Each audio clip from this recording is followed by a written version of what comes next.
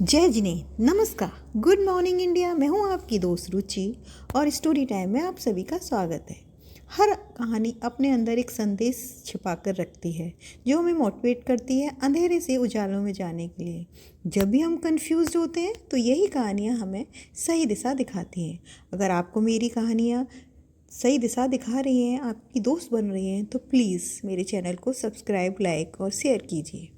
आज की कहानी का शीर्षक है राग का अंत और सुख का प्रारंभ। एक परिवार के मुखिया पहले बहुत परेशान रहते थे।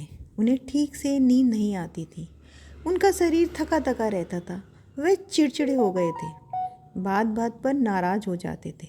हर समय कोई न कोई बीमारी घेरे रहती थी। पर एक दिन सब कुछ बदल गया। एक दिन उनकी पत्नी बोली, मैं 1 महीने के लिए मायके जाऊंगी, परिवार के साथ बैठकर थोड़ा समय बिताऊंगी। पतिदेव ने बस इतना ही कहा, ठीक है चली जाओ। लड़का बोला, पिताजी मेरी पढ़ाई में बहुत परेशानी चल रही है। पिता बोले, कोई बात नहीं बेटा, सुधार हो जाएगा। नहीं हुआ तो साल दोहराना पड़ेगा, लेकिन फीस तुम खुद दोगे। एक दिन बेटी ने कहा, पिताजी कार का एक्सीडेंट हो गया।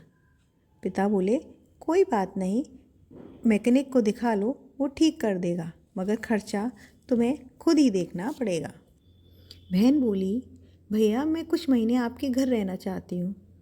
तो उसने सहजता से कहा, ठीक है बैठक में रह लो, अलमारी में रजाई कंबलें निकाल लो। सभी अचंभित थे, ये वही पिता हैं। हमें लगा कि पिताजी किसी डॉक्टर से मिलकर आए और शायद कोई दवा ले रहे हैं, जैसे अब उन्हें कोई फ़र्क ही नहीं पड़ता नाम की कोई चमत्कारी गोली ले रहे हैं। हमने एक पारिवारिक सभा बुलाई ताकि उनको समझकर उनकी परेशानी से पिताजी को बचाया जा सके।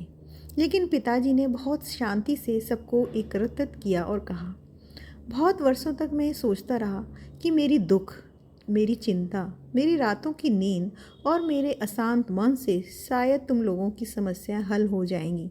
लेकिन धीरे धीरे समझ आया, यह मेरा मोह था।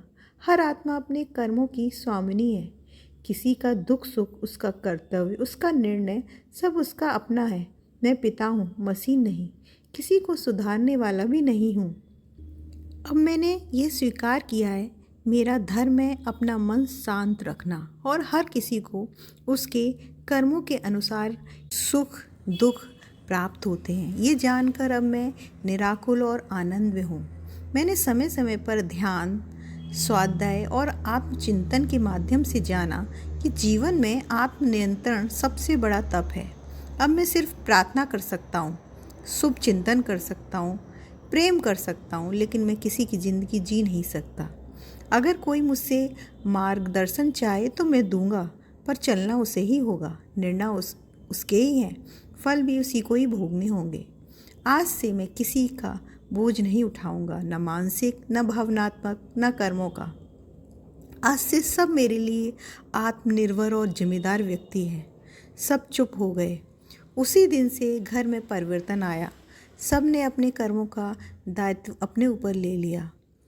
हम में से कई, विशेषकर माता पिता, ये सोचते हैं कि हमारा कर्तव्य है सबकी चिंता करना, सबका भार उठाना, लेकिन यह मोह हमें थका देता है और दूसरों पर निर्भर बना देता है। सच्ची करुणा जब होती है जब हम दूसरों को उसके रास्ते पर चलने दें, आत्मबल के लिए प्रोत्साहित करें।